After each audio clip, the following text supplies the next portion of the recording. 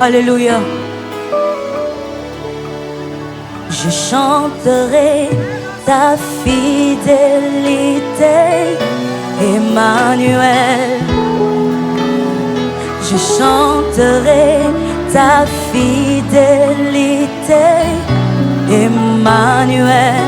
Je chanterai ta fidélité,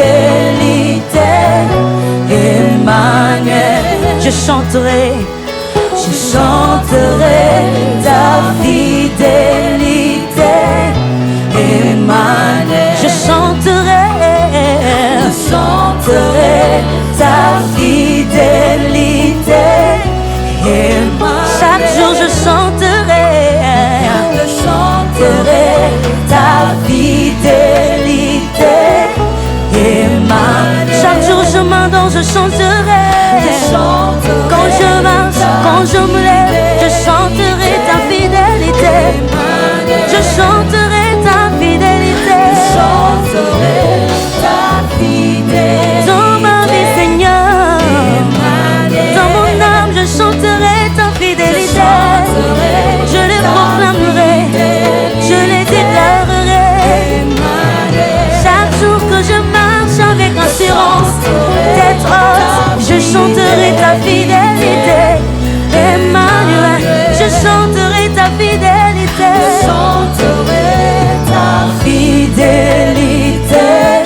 Emmanuel. Je chanterai, je le proclamerai, ta fidélité, Emmanuel. Emmanuel. Emmanuel, Emmanuel,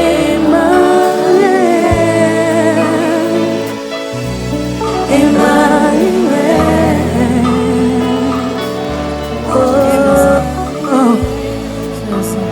Je compte sur ta fidélité, Seigneur.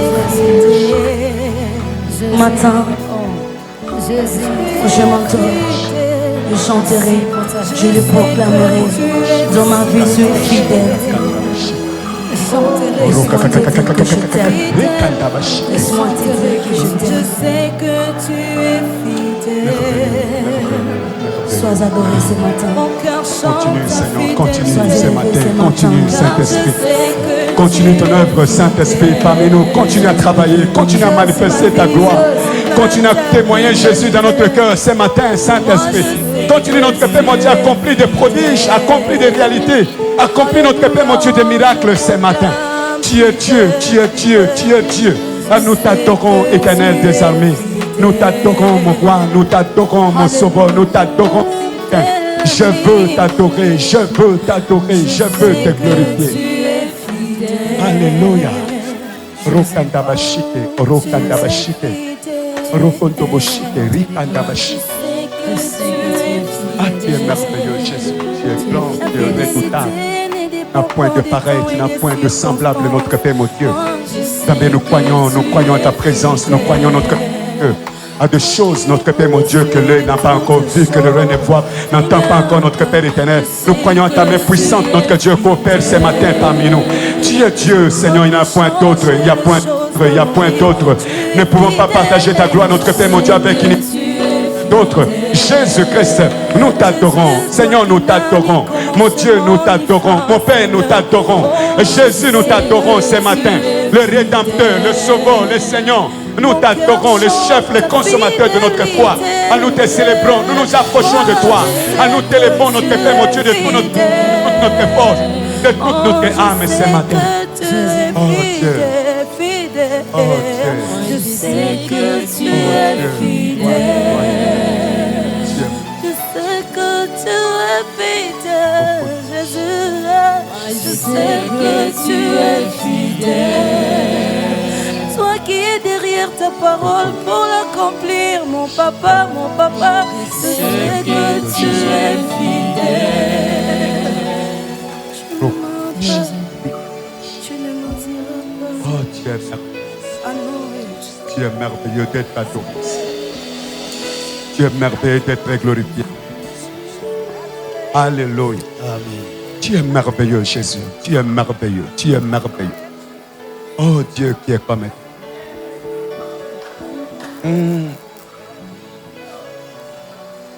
Tu es là, notre Dieu, ce matin. Laissez-moi te louer. Ah, tu es digne d'être loué. Laisse-moi t'adorer. Car tu es digne d'être adoré. Laissez-moi t'élever. Car tu es digne d'être élevé. T'as reçu les noms au-dessus de tous les noms. Il a reçu les noms au-dessus de tous les noms. Tout genou fléchira lorsqu'on parlera de l'agneau. Tout genou fléchira lorsqu'on parlera de l'agneau. Il a reçu les noms au-dessus de tous les noms.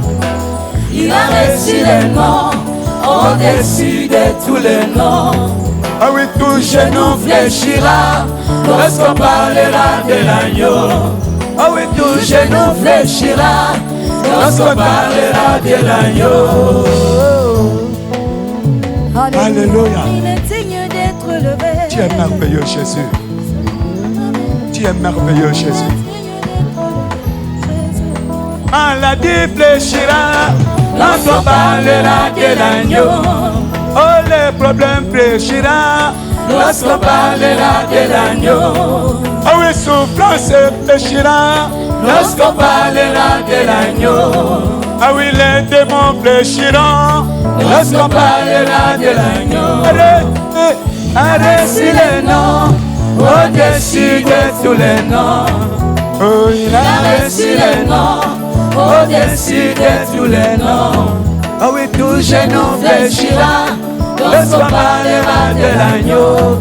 Ah oui, tout genou fléchira lorsqu'on parlera de l'agneau. Il a reçu les noms au-dessus de tous les noms. Il a reçu les noms au-dessus de tous les noms. Ah oui, tout genou fléchira lorsqu'on parlera de l'agneau. Ah oui, tout genou fléchira lorsqu'on parlera de l'agneau. Alléluia. Amen. Alléluia. Amen. Alléluia. Oh Dieu, au-dessus de tous les... Dieu au-dessus de la maladie. Dieu au-dessus de la mort. Dieu au-dessus des problèmes. Dieu au-dessus des questions. Dieu au-dessus des souffrances. Jésus. Dieu, Seigneur. Dieu, notre Père. Ole kibango,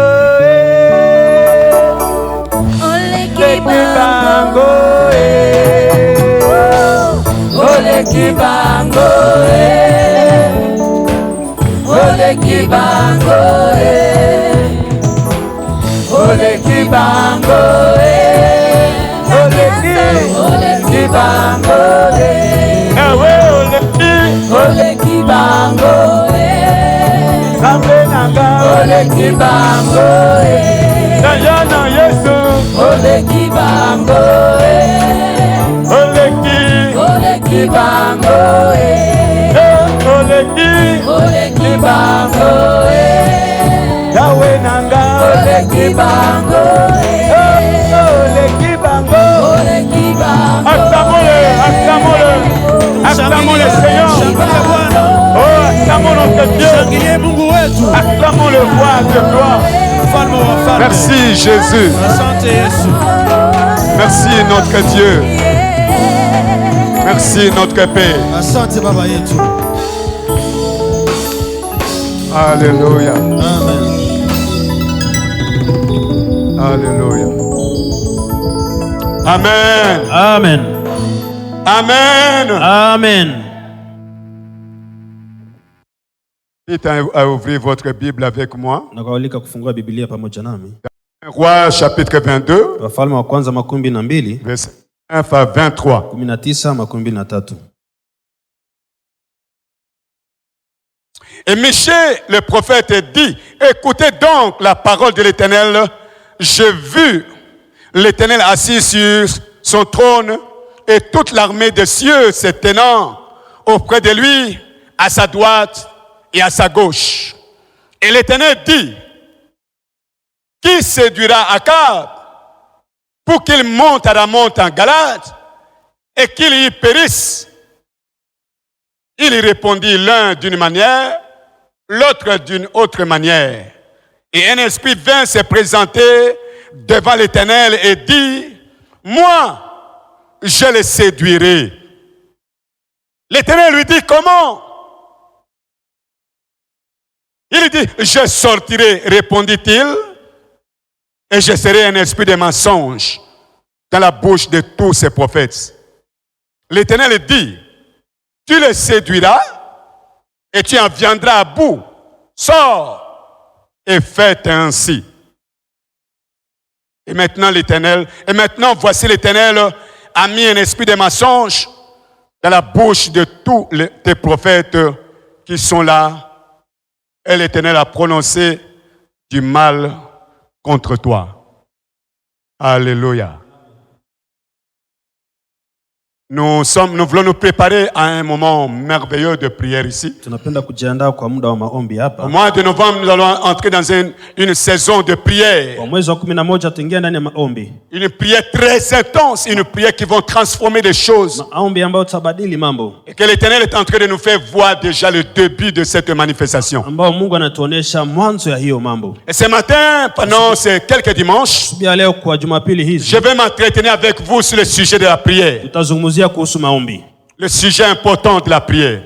Afin d'aider l'Église à bien prier. Kwa kusaidia kanisa kuomba vizuri. Le thème que je voulais partager avec toi aujourd'hui, leo asubuhi, je l'ai intitulé iliita, que se passe-t-il nini yapitika quand vous ne priez pas? Wakati hauombe. Qu'est-ce qui se passe quand quelqu'un ne prie pas? Nini napitika wakati mtu haombe? Quelle est la vie?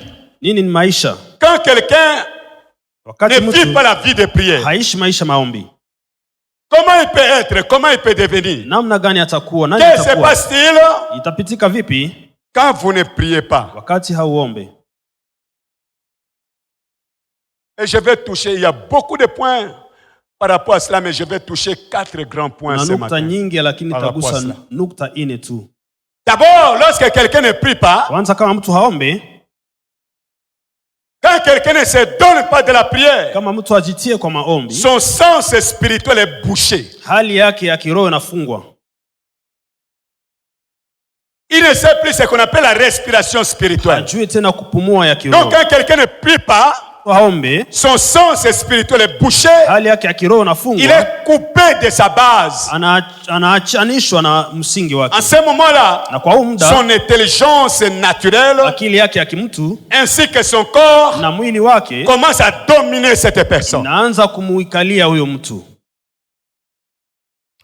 Toutes les œuvres et tous les désirs de la chair commencent à faire surface dans sa matendo vie. yote ya mwili inaanza kufanya kazi ndani ya maisha yake. Il mène une vie sans frein. Anaenda ndani ya maisha bila mshimamo. Il est entouré des œuvres de la chair. Anazungukwa na matendo ya mwili. Il pratique les œuvres de la chair. Anabaki huko na anatenda hiyo mambo ya mwili. Il ne s'arrête pas. Hawezi kukoma. Tous les désirs de la chair tamaa zote za mwili opèrent puissamment en cette personne. Zinatenda kwa nguvu ndani ya huyo mtu.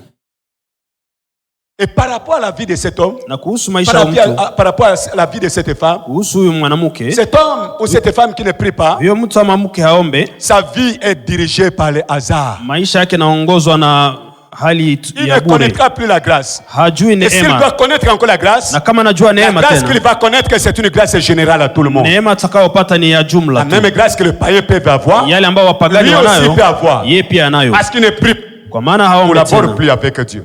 Hana tena maisha mazuri na Mungu. Sa vie est dirigée par le hasard. Maisha naongozwa na ghafla tu. Ce sont des gens de personnes ni watu kama hao qui dans la vie chrétienne, ndani ya maisha ya Ukristo, une année, 2 ans, 3 ans, 4 ans, 10 ans, 20 ans, kuendelea, il tient toujours le même discours pour dire que ma vie, je ne comprends pas. Maisha yangu sielewi. Je ne comprends rien de ma vie. Sielewi kitu maishani mwangu. Il n'aperçoit pas les choses spirituelles. Hatazame mambo ya kiroho. Il ne rencontre pas cela. Hakutane na Dieu hiyo. ne peut pas lui parler. Na Mungu hawezi kumzungumzia. Il est coupé de sa communion avec Dieu. Anachanishwa na uhusiano na Mungu. Yeye ni mwana wa Mungu. Mais la communion est coupée. Lakini uhusiano unavunjwa. Cette femme est déjà morte. Huyo mtu amefariki tayari. Et le hasard, c'est quoi? Na hiyo ghafla ni nini? C'est la chance. Ni bahati. La malchance. Bahati mbaya. Les circonstances. Majira. Ce sont les malheurs. Ni ole. Les bizarreries. Ni hiyo ghafla tu. Ghafla hiyo. Ce sont les anomalies. Ni magonjwa. Les hasards, ce sont les sorts. Ni matokeo. Ce sont les coups du sort. Ama ni matokeo ya matokeo hiyo. Cet homme, cette femme vit par hasard. Huyo mtu anaishi kwa ghafla tu. Il n'a plus d'objectif. Ou Dieu n'a plus d'objectif avec lui. Hana tena lengo na Mungu hana tena lengo juu yake. Même les hasards. Hata hiyo ghafla. Même la chance, la malchance. Hata hiyo bahati na bahati mbaya. Ça, ce ne sont pas les langages des enfants de Dieu d'abord. Hiyo si msemo wa watoto wa Mungu hapana. Les hasards sont dirigés par des choses ou par des forces naturelles et des forces spirituelles ou surnaturelles. Hizo zinaongozwa na nguvu za kiroho ambao hazionekani. Les événements sont apparemment dirigés par le hasard. Mambo ambayo yanaongozwa na hiyo ghafla. Les événements pour lesquels vous croyez que c'est une chance. Mambo ambayo unawaza ni bahati. Sont effectivement contrôlés par les décisions des êtres réels et invisibles. Inaongozwa na mshimamo ya watu wa kweli na wasioonekana. C'est ainsi, puisque ce sont des choses contrôlées, dirigées par des êtres réels et invisibles. Na hivyo inaongozwa na watu wanaonekana na wasioonekana. Nous concluons que le hasard n'existe pas. Na tunasema hiyo mambo haiko tena. La chance n'existe pas. Na bahati haiko. Alléluia. Amina. Le sort n'existe pas. Hata matokeo hiyo haiko. Je vais rester avec moi dans les textes, dans notre développement, et vous allez savoir. Ubaki nasi ndani ya mkaguo utaelewa. Dans le texte ici est mort. Mfalme Akabe alifariki ndani ya hii mada. On peut dire que le roi est mort par un mauvais coup de sort. Tunaweza kusema alikufa kwa bahati mbaya. Il est mort par akakufa. C'était le concours des circonstances. Kwa majira fulani fulani. Le roi a appelé le roi d'Israël, le roi de Juda, pour que ensemble ils puissent aller à la guerre en Galate, en Ramoth. Aliita mfalme wa Yuda uende vitani huko Galade. Et le roi Akabe dit au roi de Juda. Na mfalme Akabe akamwambia mfalme wa Yuda. Il dit, toi, asema wewe, mets tes habits royaux. Vaa vazi za kifalme. Habille-toi comme le roi. Vaa kama mfalme. Mais moi je vais me déguiser. Mimi nitatosha mavazi. Je vais changer. Nitabadili vazi. Je vais être comme un homme quelconque. Nitakuwa kama mtu bure. Afin qu'on me découvre pas. Usudi wasinijue. Il était déguisé. Alivua vazi. On vazi. ne pouvait pas le reconnaître. Hawezi kumjulia tena. Malgré son déguisement. Ingalao hiyo hali, une flèche a été tirée par hasard. Mkuki ilisukumwa kwa ghafla tu. Déguisé. Alikuwa amevua vazi, hawakumuangalia. Mfalme wa Suria alisema, akaambia taifa na jeshi lake, ndani ya vita, vous n'allez pas combattre ni le plus grand ni le plus petit. Hamtapiganisha mkubwa ama mdogo. Vous allez seulement combattre contre le roi d'Israël. Mtapigana na mfalme wa Israeli. Vous n'allez seulement que le viser. Mtamwangalia yeye tu. Intuitivement, le roi d'Israël était déjà informé. Na huyo mfalme wa Israeli alikuwa amepata habari. Et s'est déguisé. Alitosha vazi. On ne pouvait pas reconnaître que c'est vraiment le roi. Hawangemjua kama yeye ni mfalme. Avec tous les rois. Alikuwa avec tous les militaires dans le rang. Amefananishwa na jeshi lote. Mais une flèche a été tirée par hasard. Lakini mkuki ukatupwa kwa ghafla tu. La Bible dit que cette flèche a frappé le roi. Na ikapiga mfalme. Il a commencé à saigner. Na akaanza kuvuja damu. On l'a retenu, il était retenu dans son char jusqu'au soir. Alibebwa mpaka jioni na alifariki. On pouvait dire qu'elle est morte d'un mauvais coup de sort. Kwa bahati mbaya tu. Ce n'était pas un fait de hasard. Haikukuwa mambo ya ghafla. Vous avez découvert, on a lu ensemble avec vous. Tumesoma pamoja nanyi. Pourquoi? Parce que c'était un roi impie. Il n'était plus en communion avec Dieu. Kwa maana hakuwa na uhusiano tena na Mungu. Il adorait les idoles. Aliabudu il adorait le dieu Baal. Aliabudu Mungu Baali. Jézabel, sa femme, était en train de l'exciter. Yezebeli alikuwa akimvutia. Il n'avait plus vraiment cœur avec. Hakuwa na roho tena pamoja na Mungu. Son Dieu était des idoles. Mungu wake alikuwa sanamu. Et comme la flatterie n'est pas d'aujourd'hui, na hiyo ilikuwa haiko ya leo. Les 450 prophètes étaient en train de le flatter. Manabii wote hao walimdanganya. Ils sont de son palais. Akatoka nyumbani mwake. Il s'adresse à ses prophètes. Akaambia manabii hao. Il leur dit, akawaambia, dois-je aller en guerre contre le roi de Syrie? Ninaweza kuenda vitani kwa Suria? Ou je dois renoncer? Ama ninaweza kukataa? Qu'est-ce que le Dieu dit? Nini Mungu anasema? Unanimement tous les prophètes se sont mis à dire. Na manabii wote wakasema, oh, monte roi. Oh, enda mfalme. Monte roi. Enda mfalme. Tu auras le succès. Utapata ushindi.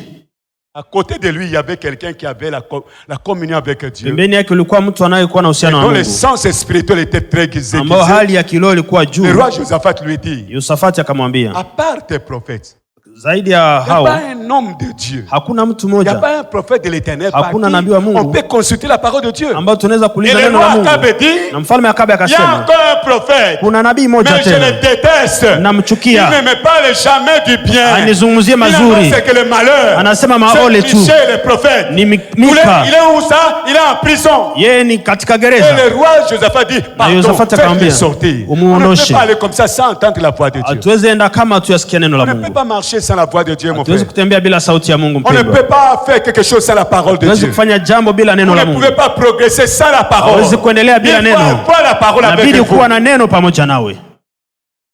Alléluia. Amina. L'eunuque qui était allé pour faire sortir le prophète Michel, Huyo jemadari aenda kutosha quand Mika, il ouvre la porte, anafungua quand il mlango, voit le prophète Michel dans sa anaona prison, nabii Mika ndani ya il gereza. dit, Michel, Anasema, Mika, toi tu es en prison à cause de ta vie. wewe uko gerezani kwa ajili ya kweli yako.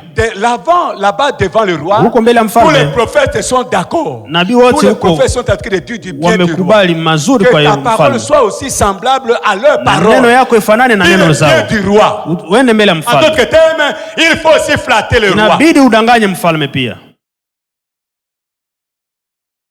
Consciencieusement, Ndani ya le dhamiri. roi lui-même, le roi Akab, Mfalme il mwenyewe. savait que tout ce que les prophètes sont en train de dire, c'est faux. Alijua wanayosema ni Et uongo. il aime ça. Na Il y anapenda a des hiyo. gens qui aiment comme ça. Kuna watu Qu'on wanapenda leur dit hiyo. des bonnes choses. Waambie watu mambo À la mazuri. place de dire la vérité. Pahali pa kusema kweli.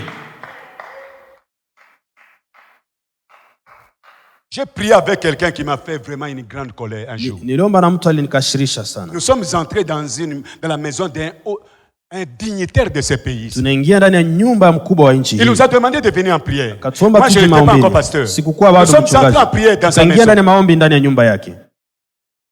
Nous étions en train de prier. Tulikuwa tukiomba. J'ai conduit la prière. Niliongoza Et je maombi. voyais un frère Naliona ndugu était déjà rempli du Saint-Esprit, alijazwa na Roho Mtakatifu. prêt à prophétiser. Alikuwa tayari kwa kutabiri. Mais il retenait la prophétie de Dieu. Lakini Il alifunga retenait le hiyo. message que Dieu voulait faire sortir. Alifunga jumbe ambao Mungu Et alipenda d'un coup, kuondosha. Na Il y a un ghafla pasteur. kulikuwa On mchungaji. était avec un pasteur. Kulikuwa na Et mchungaji. ce pasteur a commencé à prophétiser. Na huyo mchungaji akaanza kutabiri. Tout ce que ce pasteur prophétisait Yote sur place, alitabiri. c'était faux. Ilikuwa uongo. J'étais en colère. Nilikuwa kwa kasirani. Je faisais tout, Nilifanya yote poussant le frère à prophétiser, kwa kumsukuma mais le atabiri, frère s'est retenu. lakini alikataa. Tout ce que ce pasteur était en train de dire, c'est mauvais. Yote ule alisema Parce que ilikuwa je uongo. connaissais la personne en question pour Kwa qui nous maana sommes en train de nilijua prier. mtu ambaye tunaombea. Nous sommes rentrés à la maison. Tukarudi nyumbani. J'ai dit au frère, Kaambia mais pourquoi ndugu, tu avais le message de Dieu, pourquoi tu n'as pas donné le kwa message? nini hakuleta Il ujumbe me wa dit Mungu? non, je Asema ne fais pas hapana. le message. J'ai dit, Sikuwa na- il ne faut pas être menteur. Usiwe Soyons mwongo. francs devant Dieu. Tuwe Je wenye sais haki dans mbele ya mon Mungu. esprit que tu Najua avais un rohoni message de mwangu, Dieu, ulikuwa na un ujumbe message wa authentique. Mungu. Ya ukweli kabisa. Il dit, mais comment tu as su? J'ai dit, Nasema, mais kwa nini j'ai le ulijua? même esprit que toi. Nina roho moja nawe. Et quand il me donne le message, Anapoleta c'est ujumbe, exactement ce qu'il fallait dire. ilikuwa ujumbe ambao ilibidi kusema. Le message que ce frère donnait, Ujumbe aliyosema c'était que cet ilikuwa homme kwamba pour qui huyo nous étions en train de mtu prier, ambao tunaombea oui, c'est se repentir sincèrement. aweze kutubu kweli kweli. Mais le pasteur avec qui nous étions en train de prier, Lakini mchungaji qui a tuliomba naye prophétisé le akatabiri mensonge, uongo, il disait akasema à cet homme-là que huyo mtu- Dieu lui dit de lui dire Mungu anamwambia qu'il est aseme son serviteur. yeye ni mtumishi Il a wake. beaucoup de choses à faire dans Ana mambo cette ville mengi ici. ya kufanya ndani ya Dans mon mji. cœur, je dis menteur. Na kanasema ni Les muongo. menteurs n'hériteront pas le royaume des cieux. Waongo hawatariti ufalme wa Mungu. Pourquoi? Parce que je connais cet homme. Kwa maana anajua huyo Un haut mtu. dignitaire du pays. Mtu mkubwa ndani Il y ya a un nchi. spectacle qui s'était produit dans la maison de cet homme pendant la journée. Ulikuwa mambo Et que lipitika je ndani ya suis nyumba au yake. courant.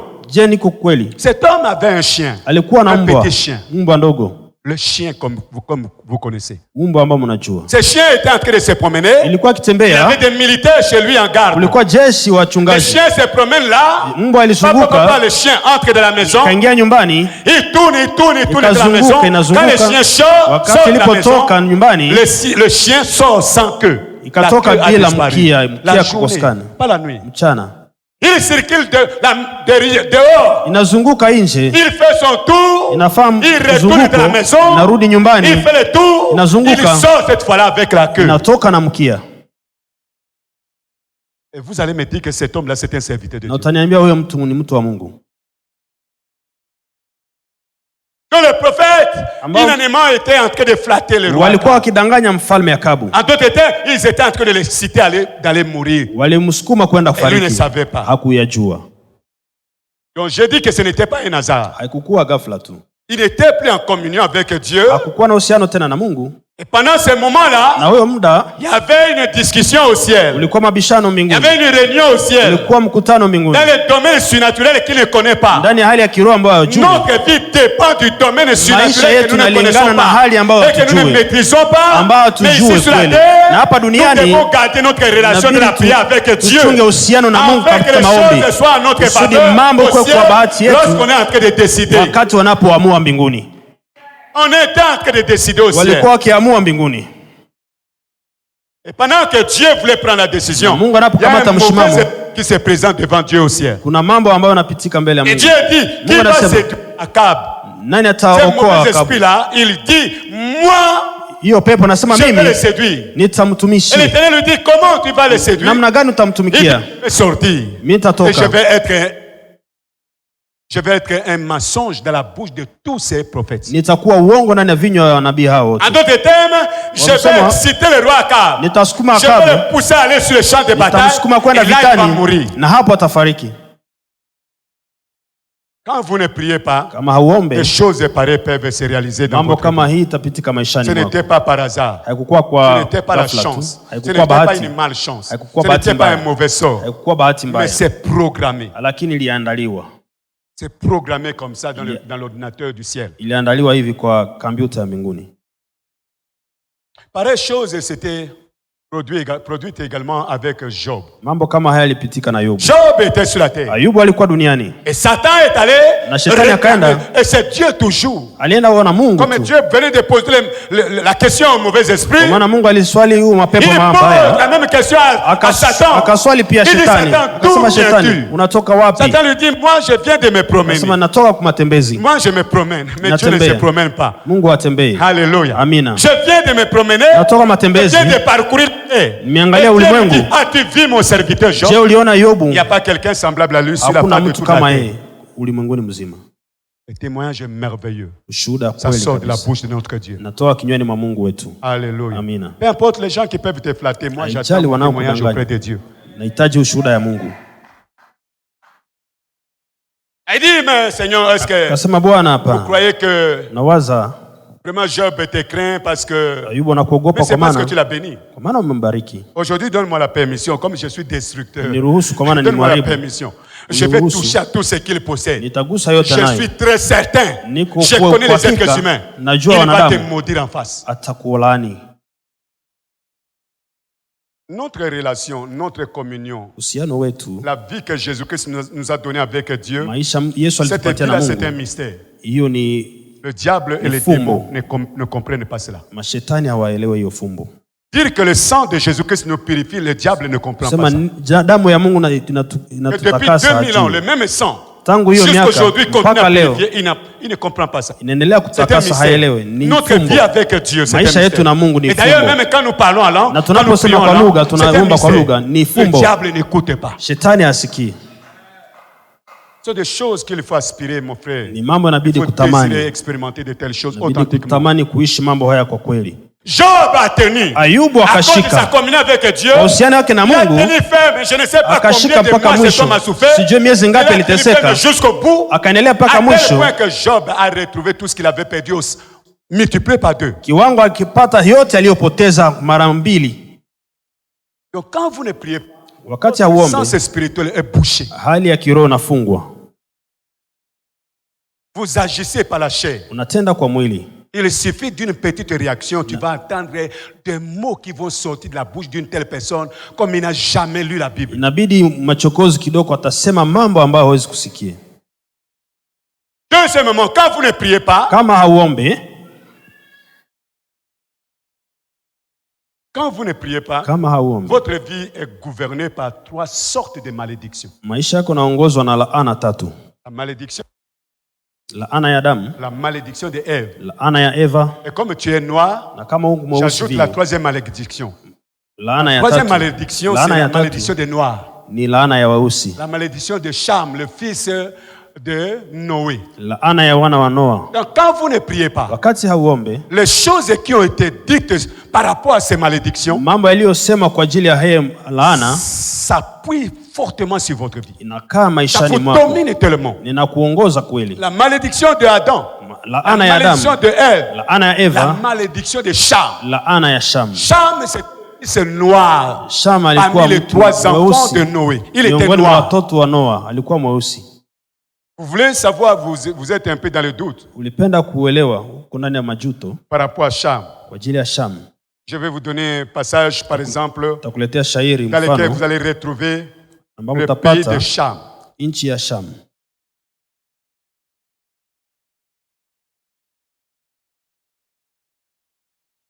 Vous pouvez lire dans Psaume chapitre 105 par exemple. Zaburi 105. Je lis pour vous. Psaume chapitre 105. Zaburi 105. C'est 23. Zaburi 105:13. Ce verset-là dit ceci. Inasema hivyo. Alors Israël vint en Égypte et Jacob séjourna dans le pays de Cham. Nous pouvons lire aussi le verset 27. Inasoma 27. 27 dit. Nasema. Il accomplit par son pouvoir de prodiges au milieu d'eux. Il fit des miracles dans le pays de Cham. Si nous allons dans le chapitre suivant, 106, le verset 22, on parle encore de l'Égypte comme étant le pays de Cham. Des miracles dans le pays de Cham, des prodiges sur la mer Rouge. Donc Cham était le fils noir de Noé. Une partie est allée habiter à Canaan. Et même la malédiction là devait atteindre aussi Canaan. Et la malédiction était sur Cham. Donc la malédiction d'Adam admet que les gens doivent beaucoup souffrir dans leur vie par rapport à la prospérité et par rapport à leur existence. Nasema watu wanabidi wateseke kuhusu mapato na mambo mengine. Par rapport à la malédiction de Adam, kuhusu laana ya Adam, l'existence de l'être humain devait être très difficile sur la terre. Kuishi kwa mtu ni kwa magumu duniani. Il devait tellement développer des souffrances pour avoir de la prospérité. Angelipasha pata mateso kusudi aendelee. Avec sueur que tu vas tirer ton pain. Ni kwa jasho la usho ndio utakula. La malédiction d'Ève. Laana ya Eva. Cette malédiction veut que les femmes soient irrésistiblement attirées par des hommes. Wanawake wavutwe na wanaume. Leurs désirs tamaa zao doivent se tourner uniquement vers les hommes. Iweze kuwa kwa wanaume tu. Les femmes. Donc cette malédiction veut que les femmes soient irrésistiblement attirées par des hommes. Laana inasema wanawake waweze kuvutwa na wanaume. Et qu'elles subissent cette attraction. Na waweze kupata hiyo uvuto. Une attraction qui ne peut pas changer. Uvuto hawezi kubadilika.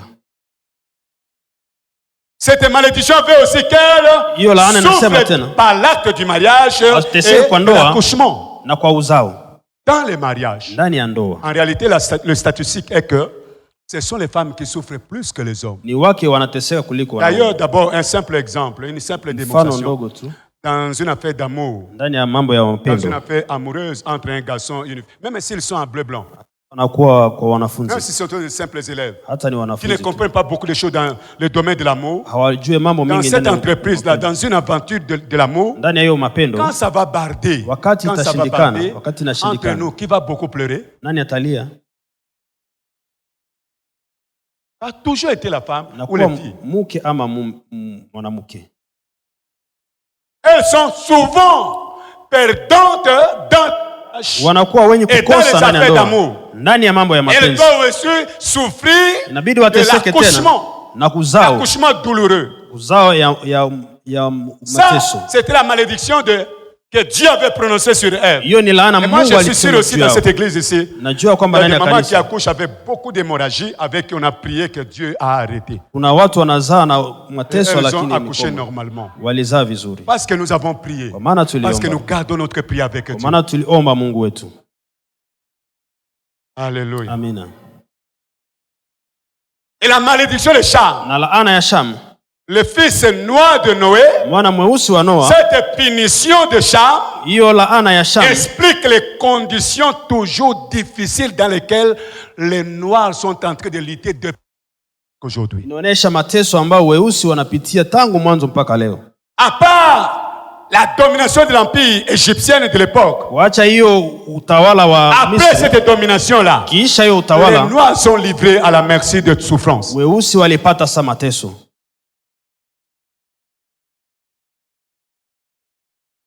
Ils luttent partout dans le monde entier depuis la chute du grand empire égyptien. En général, frères et sœurs, les Noirs ont partout le plus faible niveau de richesse.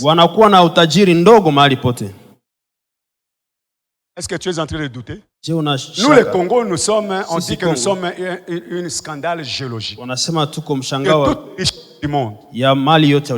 Alors, depuis que toi, tu fréquentes cette église, tu n'as jamais même donné une petite offrande. Il y a graines, il y a or dans cette église. Mais là, on est en train de voler. Ça va en Europe. Et même quand un noir a de l'argent, il va investir ça en Europe. Il achète des villas là-bas. Il a dit que non, la colonisation c'est fini, mais il continue lui-même personnellement à se faire coloniser. Il achète là-bas, il vit là-bas. Comme le président de Russie avait déclaré le jour passé. Il a dit que l'Afrique c'est un cimetière. Vous avez été au courant de cette public? Il a dit que l'Afrique c'est un cimetière. Lorsque l'Africain est béni, il investit en Europe. Il construit en Europe. Ses enfants étudient en Europe. Il fait tout en Europe. Seulement lorsqu'il meurt, on prend son cadavre, on l'Afrique pour enterrer. C'est pourquoi l'Afrique c'est un cimetière. Donc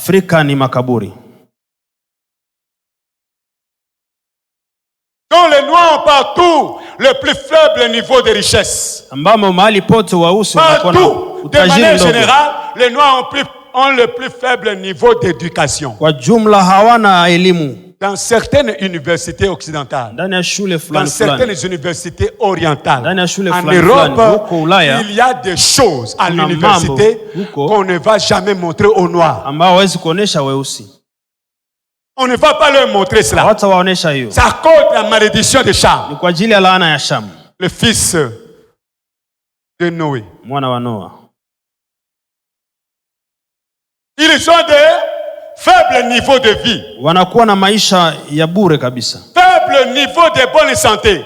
Ils ont de faibles espérances de vie. En 1991, au début de la démocratie dans notre pays, avec la conférence nationale souveraine, dans cette conférence-là, on avait déclaré que l'espérance de vie des Zaïrois, c'est 45 ans. C'est en 1990. Ça fait combien d'années maintenant? À peu près 30 ans. Je suis sûr, avec nous ne faisons que exceller dans le mal. Nous excellons toujours de mal en mal. Si en 1990, l'espérance de vie des Zaïrois était à 45 ans, je crois que 30 ans après, je suis sûr que ça doit tomber à 15 ans. Mais comme toi et moi, nous sommes en Jésus, nous devons vivre comme Moïse. Alléluia. Nous devons atteindre notre âge parce que nous sommes en Jésus-Christ. Vous conviendrez avec moi que c'est la seule explication. La seule explication de l'état de l'homme noir de toutes les régions du globe. La seule explication qu'on peut donner à la souffrance des Noirs, la ségrégation, la haine contre le noir, le racisme. Alors que je suis en train de prêcher, je ne vous pousse pas à développer la théologie de vengeance. La théologie de vengeance, c'est une théologie des Noirs. Ça a commencé en Amérique.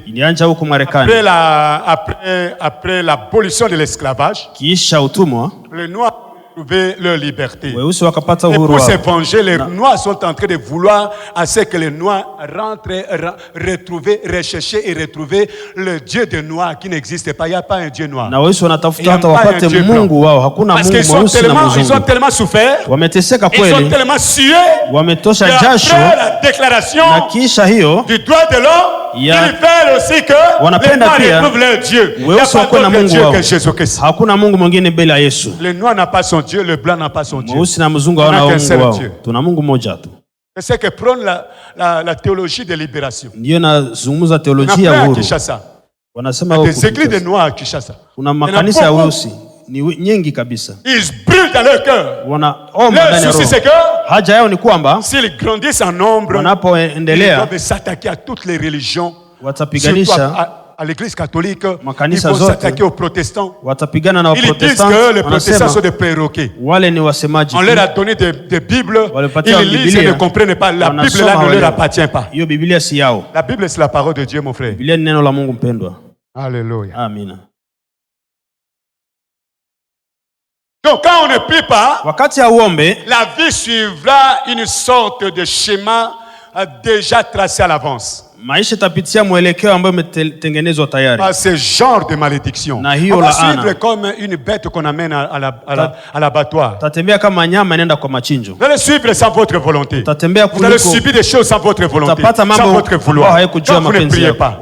Troisièmement, quand vous ne priez pas, votre vie est orientée, contrôlée par le contrôleur de ce monde ici. Il y a quelqu'un qui contrôle le monde.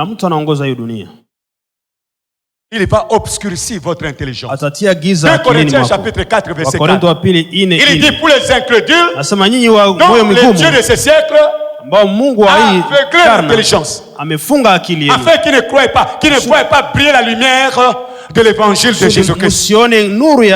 L'évangile qui sort. Il y a un Dieu dans ce monde. Il y a un Dieu qui contrôle le monde. Jean chapitre 5. Le prophète, l'apôtre Jean, le déclare dans son verset 19 en disant que le monde entier est sous la puissance du malin. Tous les 5 continents sont sous la puissance du malin. Quand vous ne priez pas, c'est lui qui contrôle votre vie. Donc le Dieu de ce monde est le chef et le dirigeant des événements et des circonstances du monde dans lesquels nous sommes en train de vivre. Un exemple simple, c'est avec le Covid-19. C'est lui qui a poussé ses agents à fabriquer ce virus-là, à les injecter parmi les gens, afin de faire mourir beaucoup de gens. Alléluia. Amen. Mais quand nous tenons avec Jésus, le Covid-19 n'a aucun pouvoir sur nous. D'ailleurs, il n'a plus de pouvoir sur nous. Même si Biden, le président des États-Unis, a déclaré que le virus qui va venir, il va ravager Kazabango, parce que nous sommes en Christ. Si un chapitre 3, verset 3 déclare, vous étiez morts, et votre vie est avec Christ en Dieu. Ipate kwanja Yesu, ipate Mungu, na mwisho inipate sasa. Kuna kitu tafikia Mungu haitakufikia pia. Sisi tunahakikishwa. Alléluia. Amina. C'est la peur qui nous terrasse. Ni woga inatupitia chini. C'est la peur qui ouvre au diable le chemin. Ni woga nafungulia shetani njia tena maishani. Quel que soit le fléau qui va venir, ingalao mambo takuja, ne plus jamais la peur. Usiwe na woga tena. N'aie plus jamais la peur. Usiwe tena na woga. Par la prière, tu vas devenir plus fort. Kwa maombi tutakuwa mwenye nguvu. Plus fort. Mwenye nguvu zaidi. Et dans la compréhension de Matthieu, chapitre 11, verset 22, Matthieu chapitre 11, verset 22, Jésus-Christ dit ceci. Lorsqu'un homme est fort, wakati mtu mwenye nguvu garde sa maison, anachunga nyumba yake, tous ses biens sont en sécurité. Mambo yake yote Un yanalindwa. homme est fort. Mtu mwenye nguvu. Mais lorsque survient wakati kuna kuja un homme est plus fort, mwenye nguvu kuliko yeye, il dompte cet homme, anamuongoza huyu mtu, il va le maîtriser, na atakapomuongoza il va disperser, atasambaza, il va chambouler comme ça tous ses biens. Ataharibu mambo yote ya exactement, c'est ce qui est arrivé à Adam et Ève dans le jardin. Dieu leur avait donné le pouvoir. Mungu akapatia uwezo. En d'autres termes, Dieu voulait que Adam et Ève soient Dieu sur la terre. Mungu alipenda Adamu na Eva wakuwe Mungu katika ulimwengu. Il est au ciel. Yeye ni Mungu mbinguni. Il a ses amis Dieu sur la terre. Anakuwa na rafiki zake Mungu duniani. Il vient causer avec eux. Na anakuja kuzungumza nao. Il vient s'entretenir, passer du temps avec eux. Anakuja kupitiza wakati nao. Anasema, je vous donne le pouvoir na wapatia uwezo ya kuongoza ulimwengu na dominer sur les poissons, sur les animaux, sur les oiseaux, sur toute la création. Alors Satan avait porté envie en cela. Comment moi je ne domine sur rien. Et c'est à l'homme et à la femme que Dieu a donné le pouvoir de dominer sur toute la création. Yanga ese baby déjà. Yango naribika tayari. Nanke ne kobebisa soki na soko simba nango. Uwezekane un tentateur. Ni mujaribu. Il ne sait pas vraiment que ce qu'il va faire va réussir. Hajui yale atafanya itawezekana. Mais il le fait quand même. Lakini anafanya tu. Il le fait quand même. Anafanya tu. Il vient, anakuja, il a tenté Adam et Ève. Na kawajaribu Adam na Eva. Ils ont fléchi. Quand ils ont fléchi, le diable a ravi le pouvoir qu'ils avaient. Akaondoa mamlaka waliokuwa nayo. Hiyo alipatia mtu. Le diable l'a ravi. Akainyanganya. Il s'en sert maintenant contre les mêmes êtres qu'il a ravi ses pouvoirs. Vidi ya yule mtu aliyenyanganya uwezo. Quand vous péchez, le diable prend votre vie et combat contre votre vie. Unapofanya dhambi anakamata maisha yako na kupiganisha. Il prend votre propre pouvoir. Anakamata uwezo wako. Et il vous combat avec cela. Na nakupiganisha na hiyo uwezo. Parce que vous lui avez donné. Kwa maana ulimpatia hiyo uwezo. Donc, il a tout le royaume de ce monde sous son contrôle. Ana ufalme yote anaongoza ulimwenguni.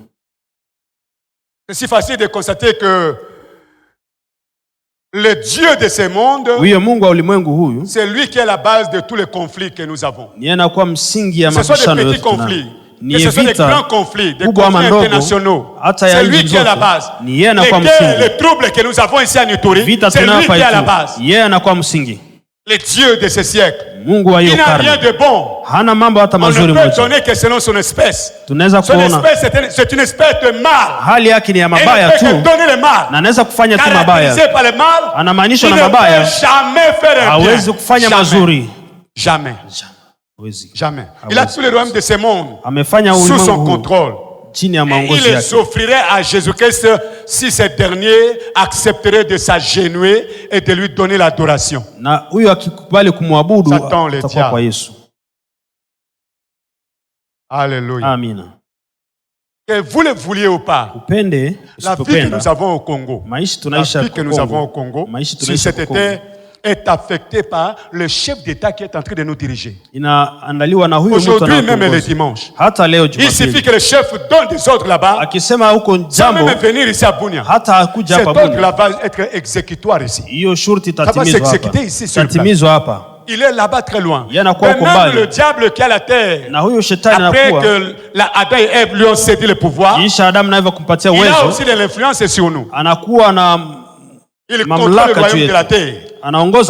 C'est lui qui influence toutes les choses mauvaises. Quand vous ne priez pas assez, vous n'appelez pas Dieu à intervenir dans votre vie.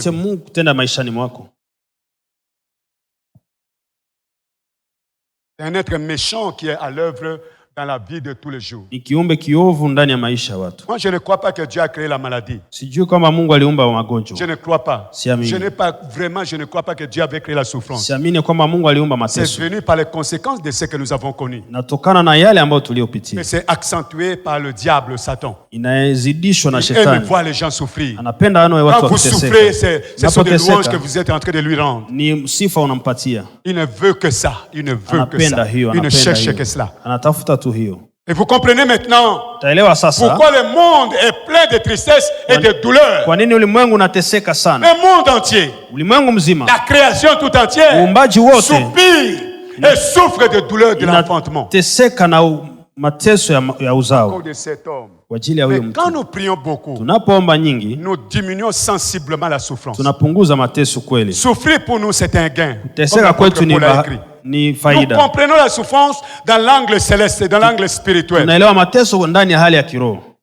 quand on ne prie pas, on ne peut pas intervenir ni modifier les événements qui ont lieu dans le domaine spirituel à notre égard. La prière, c'est par elle que nous changeons le cours de la vie. Ni kwa hiyo tunabadili hali ya maisha. C'est par elle que nous changeons les choses. Ni kwa hiyo tunabadili mambo. C'est par la prière. Ni kwa maombi. La prière répond favorablement là où les médecins ont échoué. Maombi inajibia mahali waganga wameshindwa. Là où la médecine a échoué. Mahali waganga wameshindwa. Là où la science ne peut rien faire. Ambapo siasa haiwezi. La prière peut réussir. Maombi itaweza. Elle réussit toujours. Na inaweza tu. Et nous devons aimer la prière. Nabidi tupende maombi. Développer la prière. Tuendeleshe maombi. Alléluia. Amina. Les êtres et les événements spirituels provoquent des choses dans le naturel. Mambo ya kiroho yanafanya mambo ndani ya ulimwengu. Par hasard. Haiko kwa ghafla tu. Chaque chose c'est fait pour un but. Inafanyika na lengo. Il y a des commanditaires derrière. Na kuna waongozi nyuma. Alléluia. Amina. Mais quand vous priez, unapoomba, vous entrez en esprit dans le royaume spirituel. Niingia kwa kiroho ndani ya ufalme wa kiroho. Et vous changez les choses par la prière. Na unabadili mambo kwa maombi. Dans le royaume spirituel. Ufalme dans ya le kiroho. royaume invisible. Ndani ya ufalme usioonekana. Je ne suis pas en train de vous demander de commencer à faire ce voyage astral dont certains faux pasteurs sont en train de faire aujourd'hui. Siwahitaji kufanya hiyo safari, ni uchawi. Oh non, c'est l'ordre de Melchisedec. Ni hiyo mfalme Melchisedec apparaissait et il disparaissait. Alikuja na anaonekana tena. Il a apparu seulement à Abraham. Alionekana kwa Abraham. Il n'a pas apparu à Isaac, à Jacob. Hakuonekana kwa Mais les Isaka gens qui na Yakobo. apparaissent et qui disparaissent là, ils sont toujours là. Wale wanaoonekana na wakosekana C'est la wiko hapo sorcellerie. tu. Hiyo ni uchawi. Mais nous parlons des hommes de prière. Tunasema kwa Vous watu avez wa souvent maombi. lu cela dans Ézéchiel. Tasoma ndani ya Ezekiel. Ézéchiel a ce langage-là. Ezekiel anayo msemo. Et l'esprit me transporta. Na roho kanibeba. Et le Seigneur me transporta en esprit. Na Bwana kanibeba kwa Ce sont kiroho. des choses qui arrivent dans notre vie quand nous prions. Mambo nafika maishani mwetu tunapoomba. Alléluia. Amina. Vous entrez en esprit dans le royaume spirituel. Ingia kwa kiroho ndani ya ufalme wa Et kiroho. vous affectez ce qui se passe dans ce royaume-là. Na unaweza kuingia ndani ya mambo na J'ai kutika. toujours dit ceci que Nilisema hivyo tu. celui qui prie plus Unayeomba zaidi influence les décisions du ciel. anavutia Si mambo ya vous mbinguni. priez beaucoup, Unapoomba vous nyingi influencez les décisions qui se prennent au ciel. unavutia mishimamo na kamatwa mbinguni. Amen. Amina. Enfin, Kwa mwisho, quatrième point, ya ine, lorsque vous ne priez pas, wakati hauombe, votre vie est régie et tracée par la méchanceté des hommes. maisha yako naongozwa na uovu wa Les wanadamu. hommes qui vous entourent. Wanadamu Les gens qui wanakuzunguka. vous entourent. Watu wanakuzunguka. Votre vie est conduite par eux. Maisha yako naongozwa nao. Ils vous influencent dans leur voie. Wanakuvutia ndani ya njia Ils zao. vous conduisent là où vous ne voulez pas du fond de votre cœur. Wanakuongoza mahali haupendi rohoni Il y a mwako. certaines, parfois, Kuna wengine, kuna on dit mara des choses sur vous que vous n'êtes pas, vous n'avez pas la force de braver la honte et de dire le contraire. Et cette chose qu'on a dite sur vous s'accomplit. hauna uwezo ya kuvuka hiyo mambo na hiyo mambo Surtout alisema que juu vous yako ne priez na pas. wakati hauombe. Vous êtes perméable à tout ce qui va arriver. Unaweza kuingiliwa na yote inaweza kufika. Vous devenez un sol fertile Unakuwa udongo ya pour les mbolewa mauvaises actions. kwa mambo Toutes mabaya les yote. mauvaises actions. Mambo mabaya yote. Que lorsque vous ne priez pas, Wakati votre hauombe. vie est régie ou tracée par la méchanceté des gens. Unaongozwa na uovu wa watu.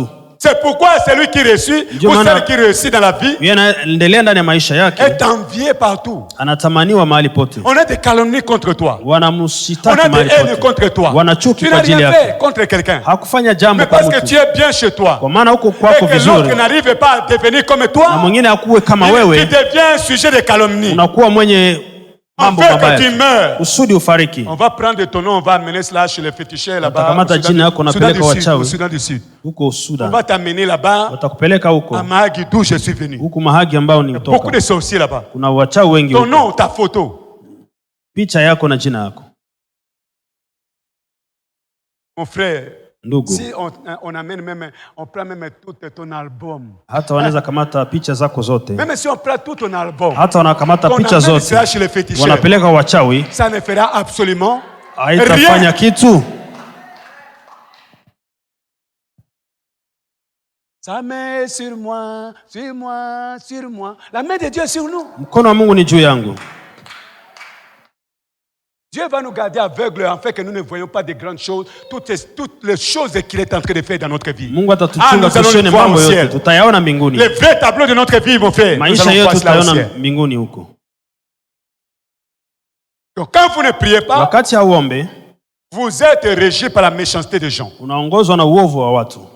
Les gens désirent watu que le wanatamani malheur vous atteigne. ole ikufikie. Les gens souhaitent que Watu wanapenda kwamba ndenge ukokote na kati ya voiture na yule utakapoingia ndani ya gari wata accident ekufa. upate ajali na ufariki. Atutata mutu. Ukutane na malheur comme la taille. ole ikufikie. Mais l'enchantement ne peut rien contre Jacob. Lakini mambo haina Ni la mambo divination contre Israël. hata haiwezi kufikia Ce sont Israeli. des avantages que nous avons. Ni faida tunayo. Frères et sœurs, peu importe combien de bien vous faites dans ce monde, les gens vous haïront. Haijali mambo yote unafanya ulimwenguni, watu watakuchukia tu. Les gens vous envieront. Watakutamani. Ils vont vous watakuachilia jusqu'à la trahison. hata kukusaliti. Et Jésus qui s'est dit à ses disciples, Yesu akamwambia mitume wake, il a dit que akasema s'ils vous ont haï, wakati walipowachukia, il a dit ça où ça?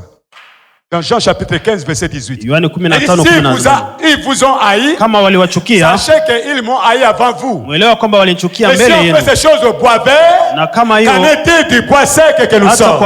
Si lui-même le bois vert a subi cela. Kama yeye alipata hiyo. C'est pourquoi il faut beaucoup prier. Inabidi kuomba sana. Beaucoup prier. Kuomba sana.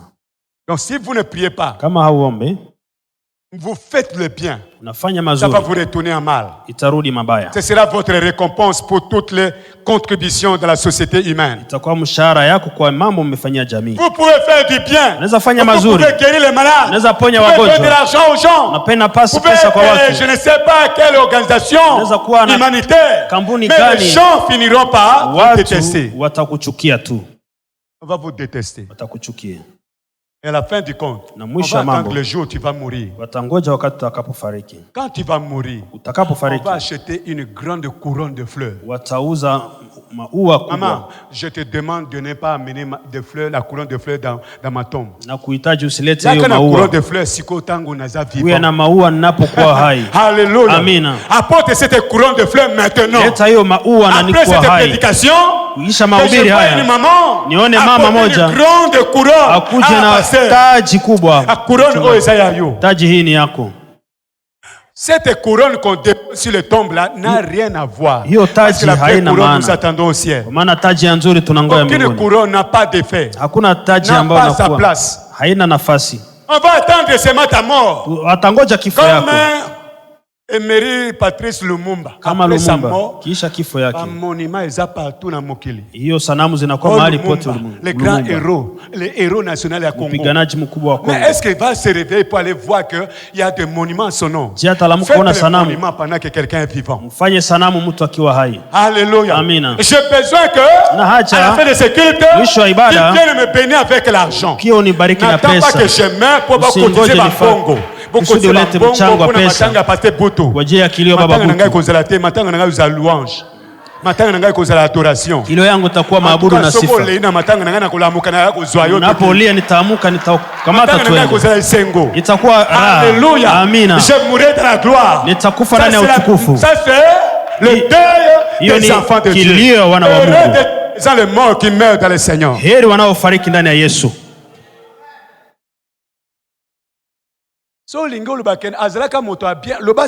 Kama unasema alikuwa mtu bien, pastori ni mtu wa bien. Usingoje nifariki. Alikuwa mtu wa bien, hapana. Maintenant. Sasa. Dis-le-moi maintenant. Niambie sasa. Alléluia. Amina. Maintenant. Niambie sasa. Je voulais que nous puissions baisser notre tête dans la prière. Penda tuweze kuomba. Alléluia. Amina. Je dis qu'il y a beaucoup de points que je devais énumérer, mais faute de temps. Kuna mambo mingi nilikuzungumzia lakini wakati la prière, je l'ai défini un jour pour dire que c'est un moyen que Dieu nous a donné ni njia ambayo Mungu anatupatia pour refaire notre vie. Kwa kuanzisha maisha yetu. Reviens le dimanche prochain. Kuja tena Jumapili. Je vais te dire de très bonnes choses. Nitakwambia mambo mazuri tena. Ça va te motiver tellement à prier. Itakusukuma tena kuomba. Vous savez que l'homme de prière, wakati wa maombi, il est plus grand que quelqu'un qui a le diplôme de licence. Il est plus grand que quelqu'un qui a le doctorat, je ne sais dans quelle matière. Ni zaidi ya ule mtu alifanya shule kubwa. Le doctorat, la licence, ça ne peut qu'être entre les hommes. Mais quand quelqu'un est un homme de prière, wakati mtu ni mtu wa maombi, il est entre les hommes et il est entre lui et Dieu. Anakuwa kati ya watu na kati yeye na Mungu. Il fait de grandes choses. Anafanya mambo makubwa. Il fait des choses que jamais la science ne peut faire. C'est pourquoi mon frère, c'est pourquoi je demande que ta toi que je sois l'homme de prière, que je sois la femme de prière. J'ai besoin d'être vraiment un homme de prière. Élevons la voix là où nous sommes. Demandons à Dieu, Seigneur, c'est la prière, c'est la prière, c'est la prière, c'est la prière. Même si je ne vais pas prêcher la parole de Dieu, mais je vais prier, je vais prier, je veux prier. Il y a tout dans la prière. La Bible dit que la prière fervente des justes a une grande efficacité. Grande efficacité. Alléluia. Pas en train de flatter les gens. Nous ne flattons pas les gens pour dire que les mamans vont commencer à avoir des bébés. C'est parce que nous avons prié. C'est parce que nous sommes convaincus de la prière. Et que nous déclarons le miracle maintenant avant que ça ne se réalise. Alléluia. Sois un homme de prière. Ne rate pas l'occasion de la tempête de prière. Du mois de novembre, tout le mois du début jusqu'à la fin. Ne rate pas cette occasion. Les choses vont être changées. Les choses vont être plus baissées. Les choses ne seront jamais la même. Et toi, tu ne seras plus jamais la même. La prière en toi a fait de toi déjà comme un demi-dieu. Fais de nous une église de prière. Nous, des frères, de sœurs de prière. Que la négligence à cette vie de prière, notre Père mon Dieu, disparaisse. Qu'on ne soit plus négligent, qu'on ne soit plus notre Père mon Dieu. À de gens, notre Père mon Dieu, qui négligent au roi. Qu'on ne soit plus notre Dieu. Yahweh, qu'on ne soit plus distrait. Qu'on ne soit plus notre Père mon Dieu, Papa. Seigneur de gloire, en l'air dans la prière. Je vais m'asseoir. Je m'assois dans la prière. Notre Dieu, bénis ton église. Seigneur, je prie que tu nous bénisses nous tous. C'est un appel adressé à chacun de nous. Adressé à moi-même, adressé à mon épouse, adressé à mes enfants, adressé notre Père mon Dieu. Aux serviteurs, aux servantes, aux collaborateurs, à mes collaboratrices, aux ouvrières, Seigneur. C'est pour ta gloire. C'est pour ta gloire. Au nom de Jésus. Seigneur, sanctifie les offrandes. Sanctifie les filles que nous voulons te donner maintenant ce matin. Bénis la main. Et bénis au nom de Jésus.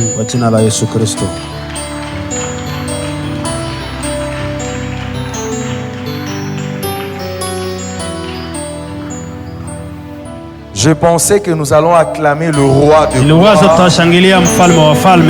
le Dieu qui nous a fait du bien, et sa parole qui nous a réconfortés.